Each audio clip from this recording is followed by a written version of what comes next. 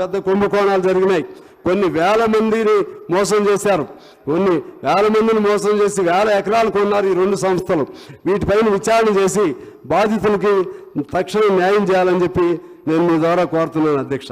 అలాగే టూరిజం దాన్ని ప్రైవేటీకరణ చేస్తానంటున్నారు. దాన్ని ప్రైవేటీకరణ చేయరాదని చెప్పి మీ ద్వారా నేను కోరుతున్నాను అధ్యక్ష. ఈ విధంగా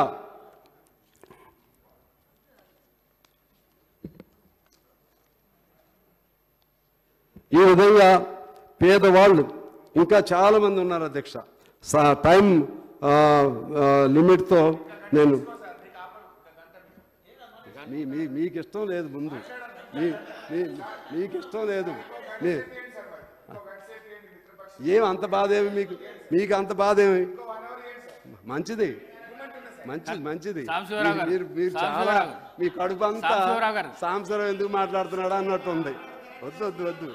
వద్దు అడిగా ఇప్పుడే సాంబశివరావు గారు, నేను ఇంతేనా మీరు ఇంతేనా?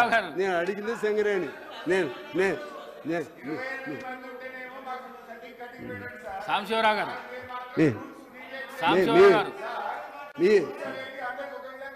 హరీష్ రావు గారికి అయిపోయింది అధ్యక్ష. హరీష్ రావు గారికి ఎందుకో హరీష్ రావు గారు